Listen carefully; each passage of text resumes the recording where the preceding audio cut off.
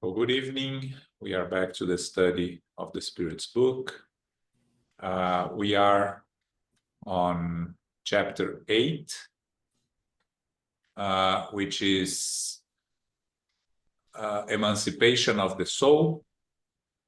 And we are on the next to last item, which is second sight, also known as remote viewing.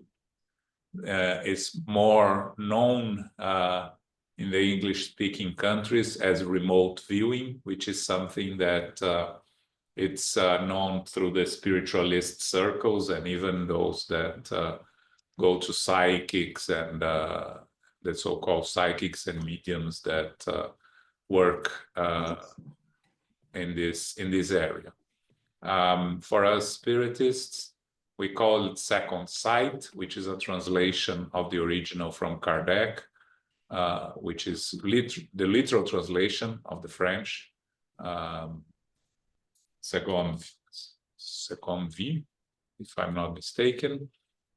The most important thing here, that is the question that it's going to be asked, so let's take it out of the way to start with.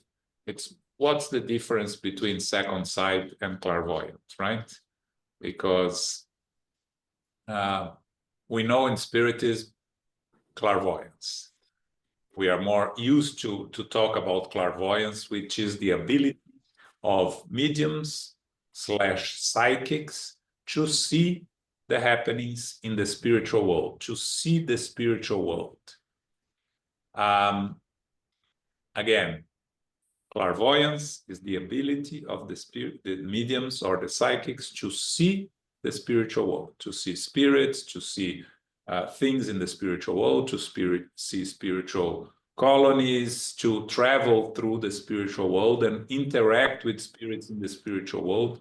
And sometimes you can be a clairvoyant and report what you have seen, or you can bring messages from the spirits.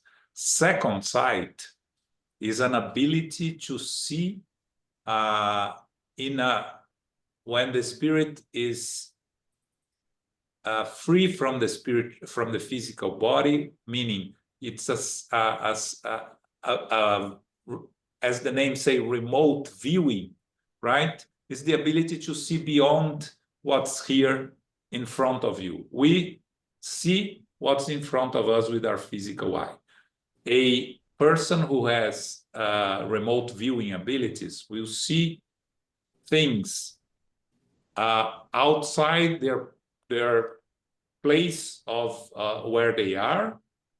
Also, they'll be able to see past and future a little bit. Some people have this ability, but it relates more to the ability to see the physical world. You can also see with the remote viewing second sight things of the spiritual world, right? You can access the past of people, you can predict the future, some psychics do that, but mostly remote viewing relates to the physical world. It's an ability you have to see things of the physical world. And clairvoyance is mostly the ability to see the spiritual world. So when you talk about Divaldo, that he's able to see spirits all the time, right? This is clairvoyance, right? He's seeing the spiritual world. He has hard time differentiating the individuals that are incarnated and discarnated. And he mentioned several times, he never learned how to drive because he wouldn't know to differentiate what he's seeing if it's an incarnated or a discarnated person, and that would be very dangerous. Remote viewing is not that, right? Remote viewing is the ability to see beyond where you are, okay? Again, it's not perfect explanations because it's hard to differentiate, but I think that's the best I can explain the difference within both. We're going to study clairvoyance much more in the medium's book, right? But let's go through the questions here, so maybe we can get a little better understanding of second sight / remote viewing. 477.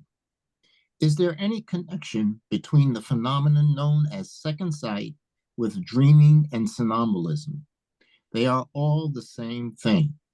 What you call second sight is also a state in which the spirit is partially free, although the body is not asleep.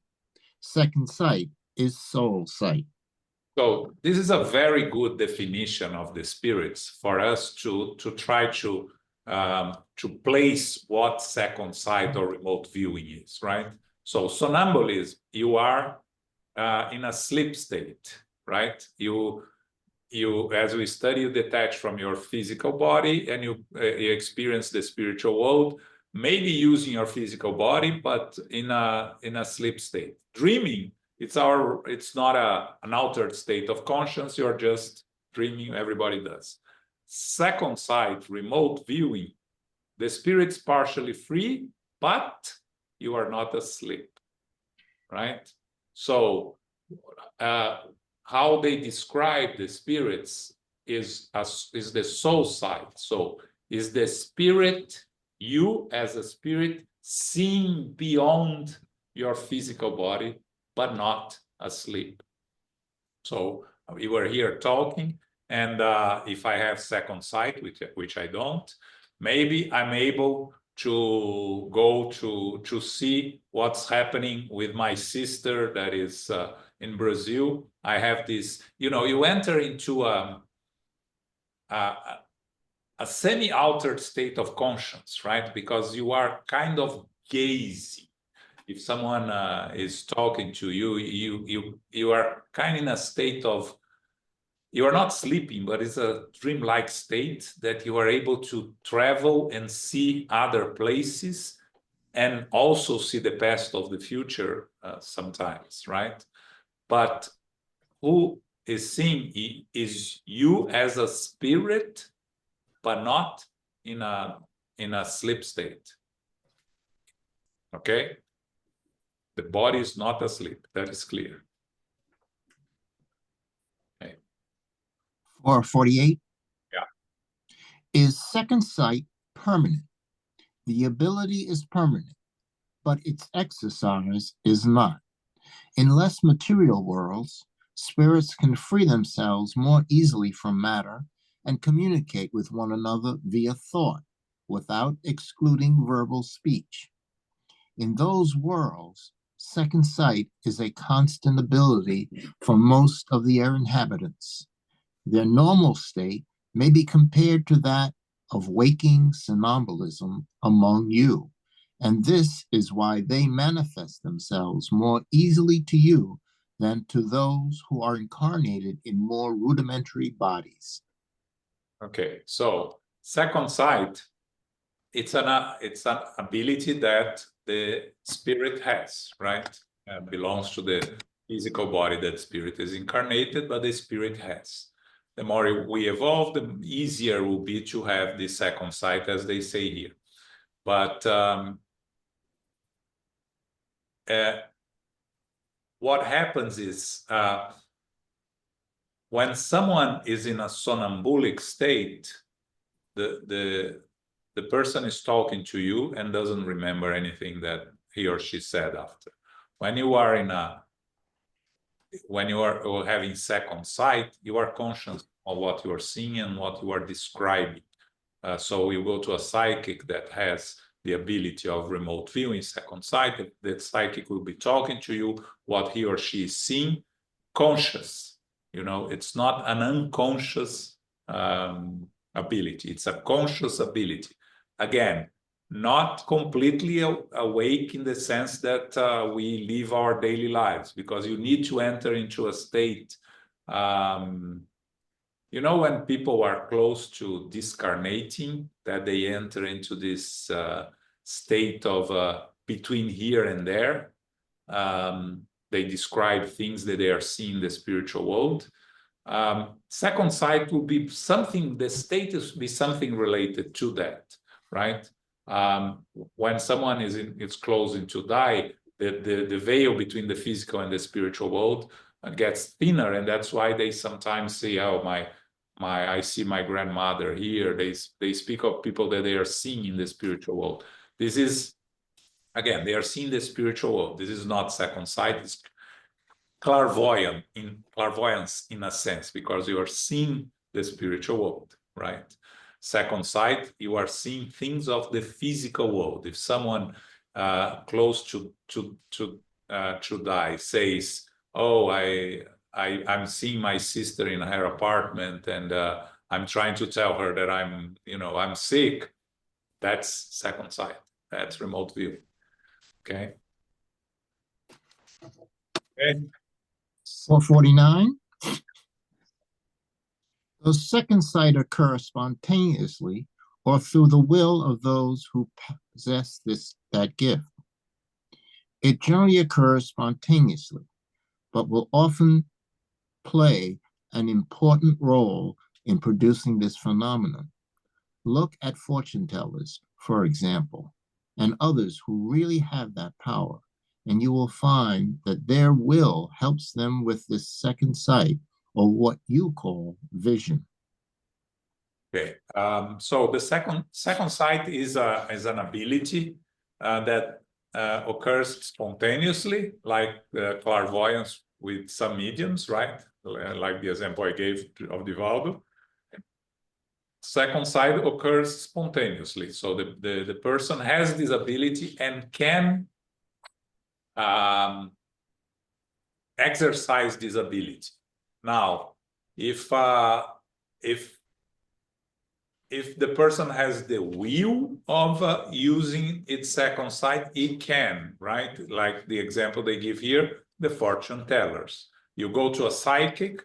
If the psychic really has the ability of remote viewing, second sight, they will enter into the state of using the second sight that they used to do, and so the will plays a part, but it can occur, and it generally occurs spontaneously. Okay. 450. Can second sight be further developed by exercise? Yes. Effort always leads to progress, and the veil that covers things becomes more transparent. Is this ability dependent upon physical makeup? Physical makeup undoubtedly has a large role, as there are characters and structures with which it is incompatible. Yeah, here is just the case that, right, if you have mediumship, you work to educate your mediumship, to make better use of your mediumship. You develop your mediumship in the sense of making it more, according to Spiritism, more efficient in the use you make of it. It's the same thing with second sight. If you work in improving it, in understanding it, and in using it in the right way, you can be developed. Now, it depends on the physical makeup. Yes, if you don't have it, you can try as much as you want, but you're not going to develop. You're not going to have it. It's like ostensive mediumship, right? People can try, and a lot of people have tried very hard to see if they have mediumship, ostensive mediumship, but if they don't, they don't. We are all influenced by spirits, inspired by spirits, but ostensive mediumship is an ability that mediums have. The same thing with second sight. If you don't have it, you're not going to be able to acquire it. Okay. João. Yes. I am not entirely sure about this question. Is this ability dependent upon physical makeup? What are they trying to? You just explained it, but can you explain it again, please? Sure. Very recently in Brazil, the Dr. Alexander Moreira Almeida, that was with us here last year, published a scientific paper on a study that they made with DNA of mediums, comparing to DNAs of first how do you call first relation? First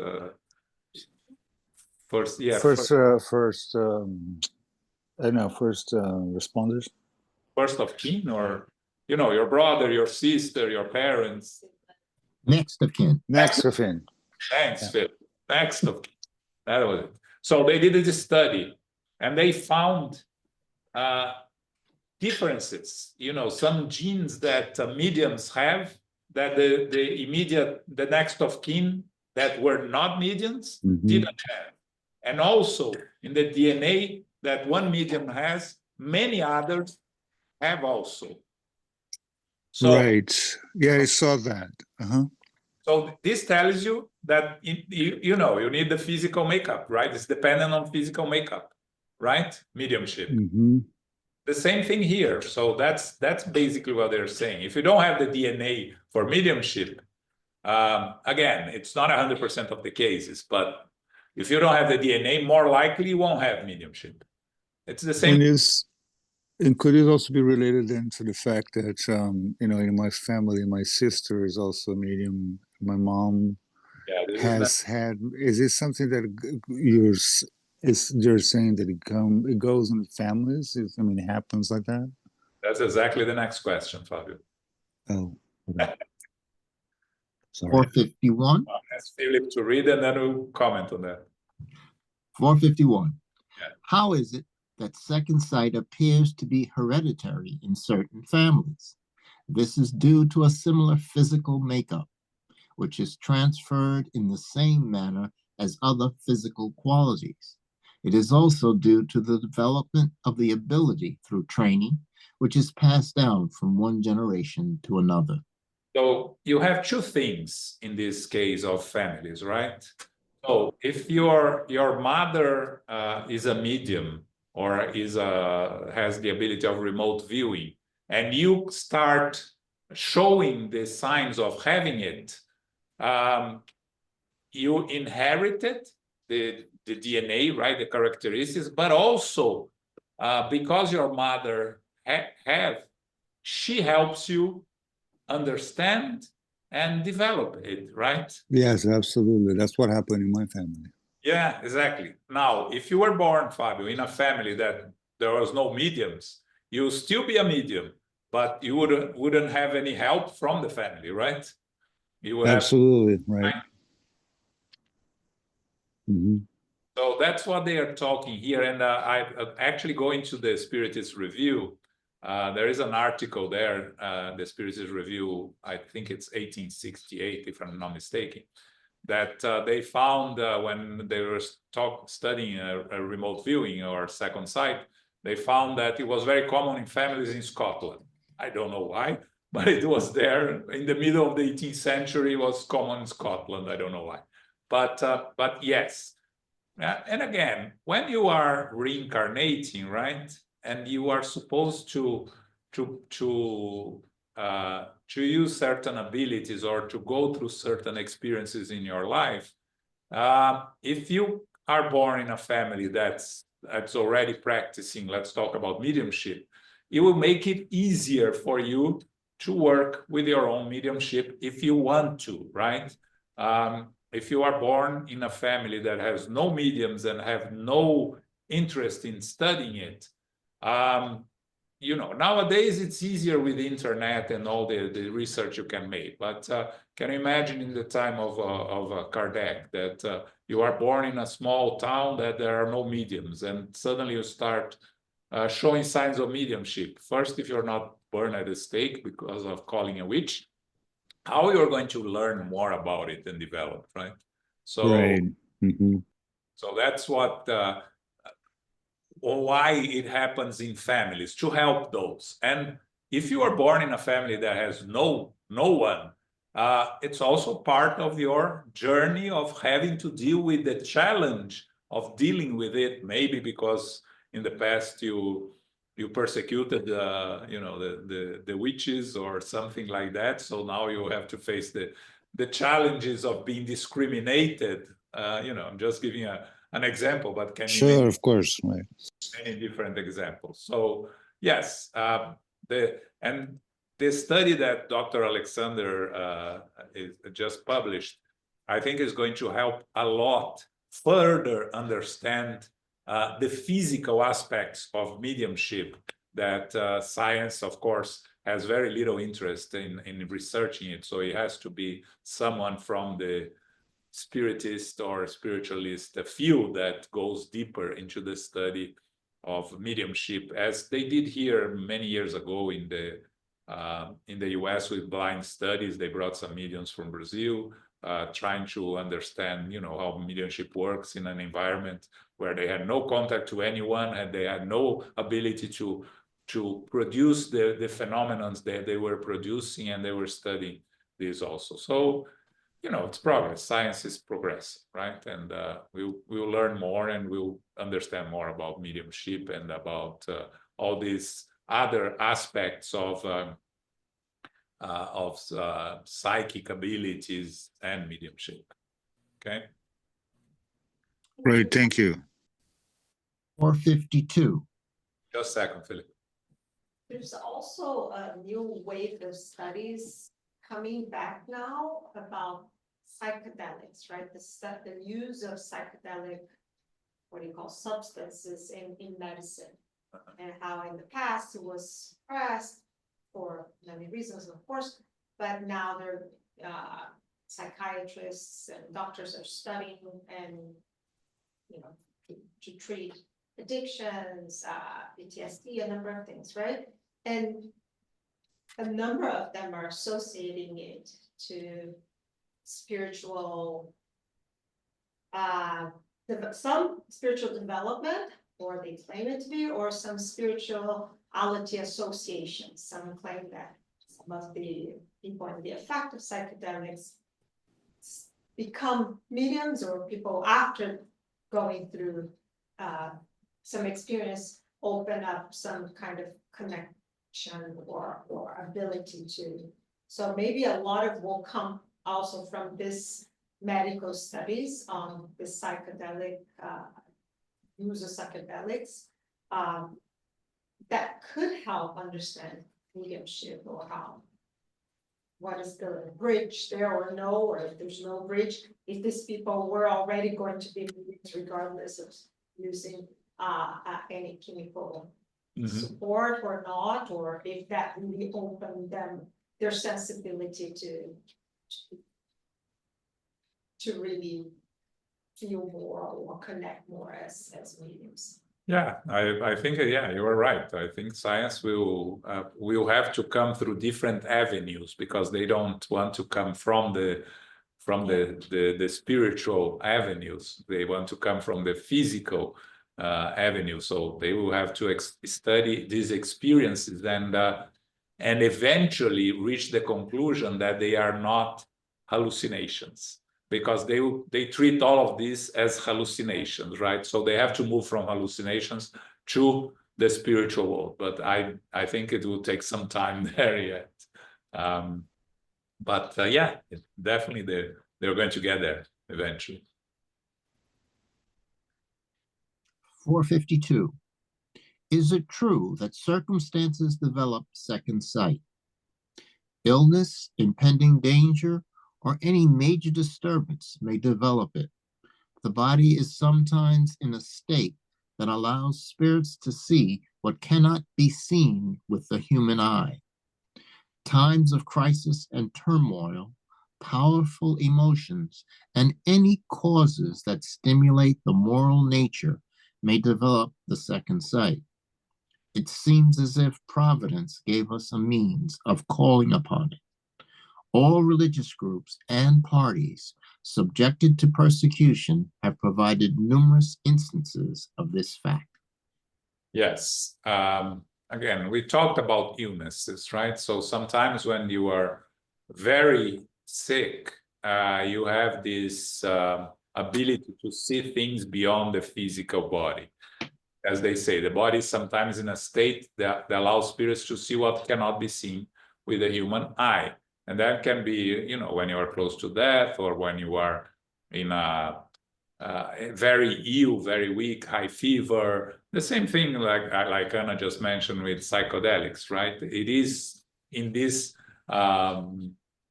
turmoil state of conscience, right, that may allow you to see. But the thing with psychedelics, which is because it's artificially induced, it can create a lot of confusion of what's real and what's not real, right?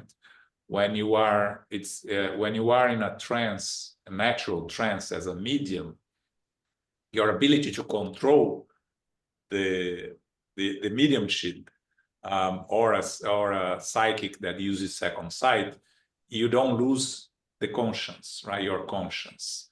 You could be an unconscious medium, but you still are in control of your physical body and what's happening. With the psychedelics or with drugs, with chemicals, you may lose this ability to control your actions, and then it can become dangerous. And that's why it has to be worked a lot, studied a lot on how to control or limit the damage that it can be done, and also some permanent damage that it does to the brain, right? But yes, definitely, you know, it's science continues to study, and I'm sure we're going to find more and more about the usefulness of these drugs to help. You know, if you think of Dr. Brian Weiss with the past life therapy, right? He started just helping patients. He wanted to treat them in a hypnosis state, right? And through hypnosis, they start talking about past lives. That's how he came across and became interested. So that was not his objective. So, you know, that's how science is going to get to things, right? By accident sometimes, by looking for something and finding other, right? Like many medicines, right? Ozempic is a good example, right? It was a medicine for diabetes, and then suddenly people start losing weight with it and became very popular. So it will happen also with the chemicals that alter our conscience eventually, I believe. Okay. Maybe they came from spirituality too, because a lot of these come from tribal rituals. Yeah.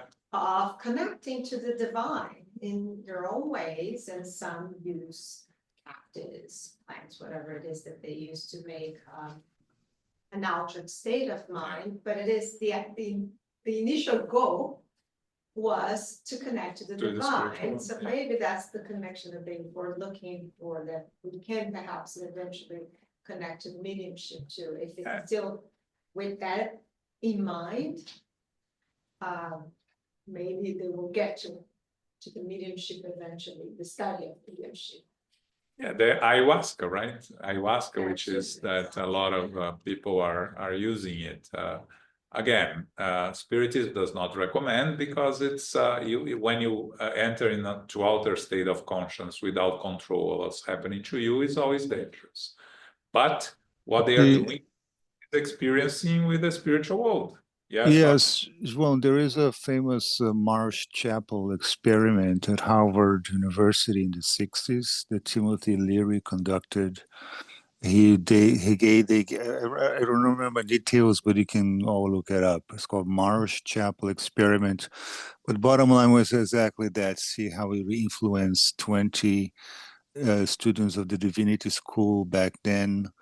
10 were given psychedelics and 10 were given fake drugs that didn't do anything. And the 10 that experimented with psychedelics, this was taken apparently during a church or after church service inside the church at Harvard. The 20 people, the 10 that took the psychedelics all became priests. They all went forward with their desire to become someone giving the word, because they experienced tremendous religious experience because of that. To the point, is that Anna that was speaking? I couldn't tell. Yeah, to the point that you're saying, the psychedelics or any kind of drugs, and João's already mentioned this many times, could be beer, it could be anything. It does open up mediumistic capabilities in certain people, in everybody, but in certain people they're more susceptible to it. That's absolutely for sure.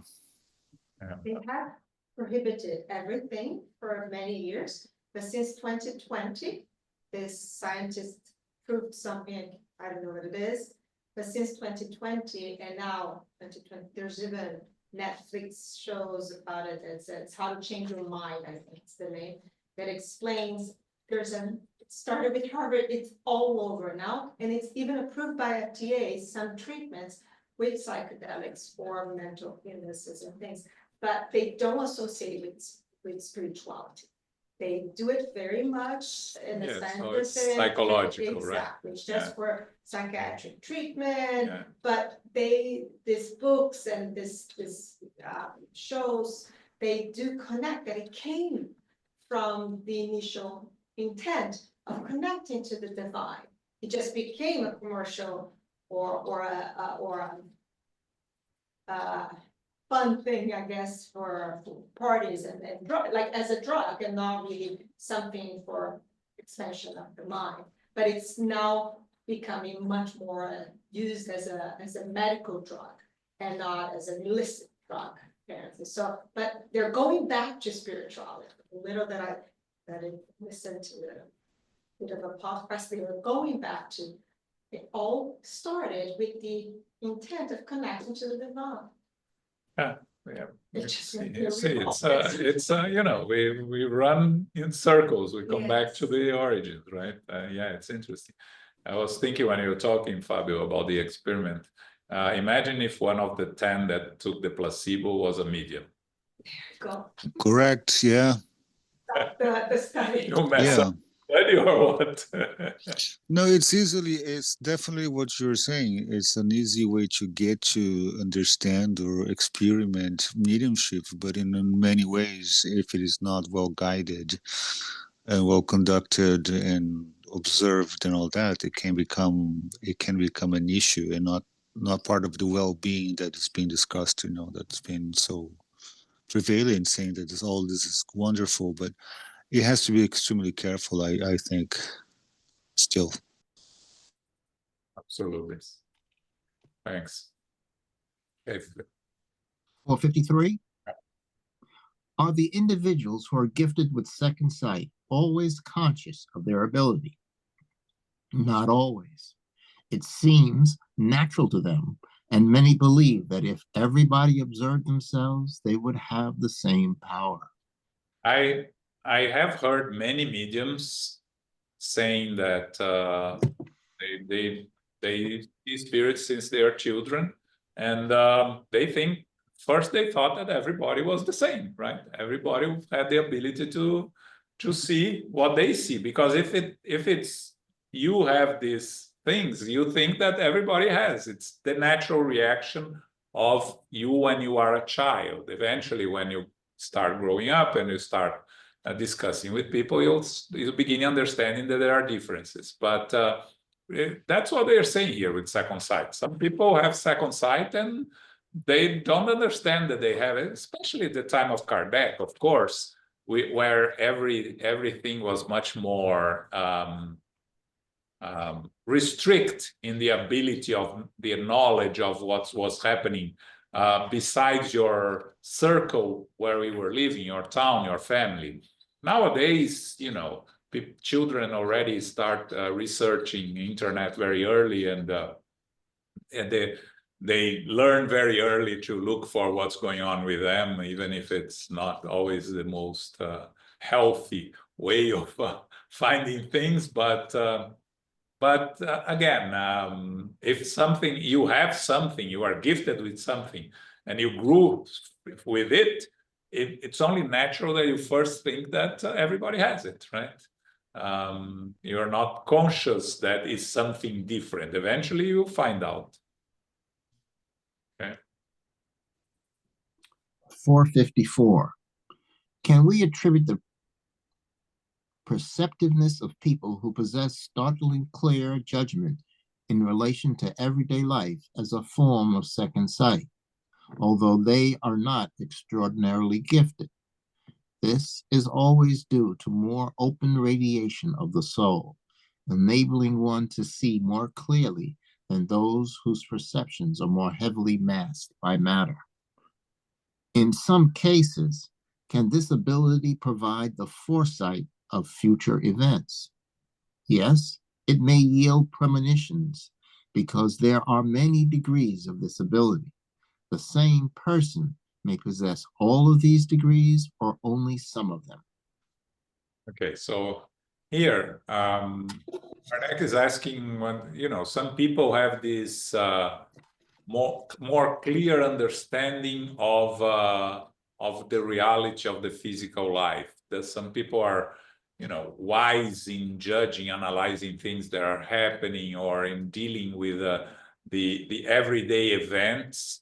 They are not extraordinarily gifted here, meaning they are not genius. They are just have this ability of seeing beyond the daily physical life activities that everybody sees and experiences. And what the Spirit says here is, is the more open radiation of the soul, meaning the ability of seeing beyond the physical body, or of having a more ample view of us as eternal spirits and everything around us. So gives that ability. And that may include, as they say here, foresight of future events. Again, understanding that premonitions and foresight of future events is always conditioned to the free will of those involved. I always remember Danny, who was with us earlier. Now he moved to Mexico like 10 years ago. He had a premonition of the tsunami. He had, I don't remember exactly, it was a second sight, a dream, or a clairvoyance, or part of it. But he told us that when it happened, after some days after, he said, I saw it before it happened. I saw these huge waves invading and destroying cities. So he had the foresight of this event that like 3-4 days before it happened, in the tsunami in 2008. So, some people have this ability that can provide a foresight of future events and of past events also, meaning past events with some more degree of certainty, right? Because it's something that already happened. Even if the person doesn't really clearly sees and has to create their own story of what they have seen, but seeing the past is more trustable than seeing the future, because the future will always depend on the free will of those involved. But again, these major events that are beyond human control, natural calamities, catastrophes, or these sort of things, it's the kind of premonition that some psychics or some people that have remote viewing have the ability to see. Okay. Point in having this again, it's a natural ability. So if you have it, it should serve a purpose. Our responsibility is to find what purpose. What can I do with it? Because nothing nothing we have should be ignored, right? Should be if we have abilities and these extra sensorial abilities, how can we use them to help ourselves and others? And that's the question that we have to find out. There has to be a reason, right? Danny.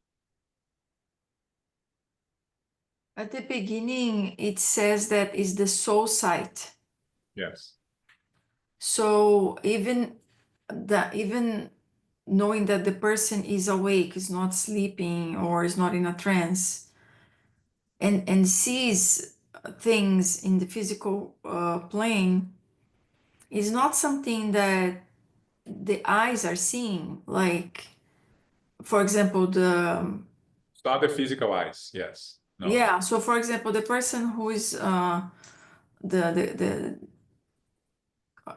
how do you call the psychic person, the ones that's in New York City, every corner you have one.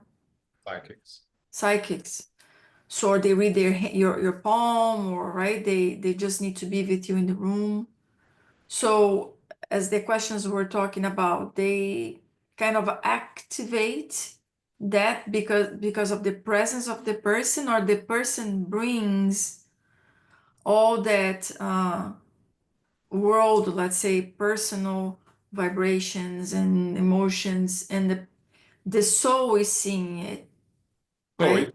yeah, so the psychic has the ability of remote viewing, right? Of seeing beyond what's in front of he or she. So someone sits in front of them. They have, because again, they are not seeing with their physical eyes, they are seeing beyond their physical eyes. They can see, maybe one of the abilities, they can see more than what they have in front of them, a person. They can see their past, they can see kind of how they behave or feel, and they can, by again, reading the palm is not a second sight, is the interpreting something different, right? Like the tarot cards and all these sort of things. I'm talking here about the psychics that have remote viewing abilities or second sight abilities. They are going to, if they are honest, right? Because there is a lot of charlatans there. If they are honest, they are able to see beyond you as the person sitting in front of you. So they can access your spiritual nature and see your history, and maybe see, again, they can predict your future based on what they are seeing from you, but of course, depending on your free will. So again, top of the mountain, you see a car coming, you see a hole, the car is going to fall in the hole. You're predicting the future. The car breaks, it's not, you're wrong about the future, right? So the ability of them to predict the future is also based on that, right? So they say, oh, you are going to you're going to marry a tall, dark skinned guy, and then you meet this tall, dark skinned guy and decide not to marry him. So the prediction was right, but you, with your free will, you changed your future. So in that sense, they are able to see beyond us as a physical individual. They are able to access our spiritual nature or history, because everything is imprinted in our conscience, right? So somehow they have the ability to see beyond our physical abilities. I don't know, our physical existence.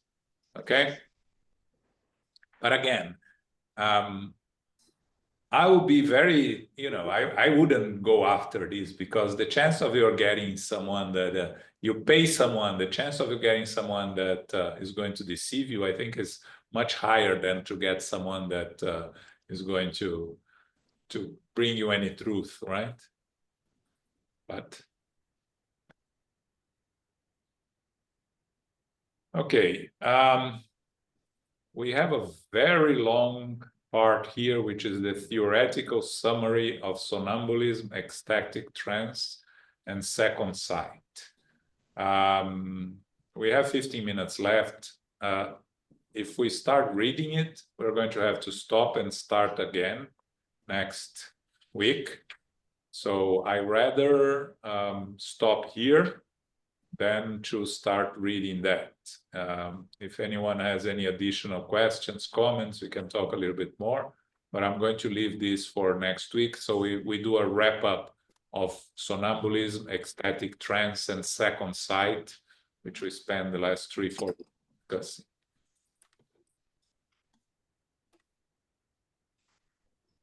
No, nothing. Okay. So this Saturday, the United States Spiritist Federation talk series is going to have a presentation on the activities of the Tri-State Spiritist Federation, which is the federation that congregates all the Spiritist centers in our region here. It's a pre-recorded session. We recorded yesterday. I was part of it. And it's more or less less than 1 hour of a little bit of the movement, the Spiritist movement in the tri-state area. So if you're curious to learn more about the tri-state area Spiritist movement and the events that happens in our area, it's what we're going to present on Saturday, 11 a.m. Okay, Sunday, it's the study of the Mediums book. We are in theoretical essay of apparitions or materializations. We're going to talk about, again, physical effects, the materialization. We've been studying it and we're going to continue Sunday. And book club, chapters 2 and 3 of the book A Light in the Darkness by Joana de Angelis and Divaldo Franco on Wednesday, okay? Okay.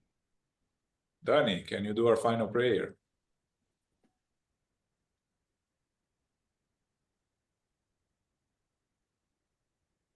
I cannot do the summary that Carol does. You got me by surprise, so. Just do a prayer. Thank you.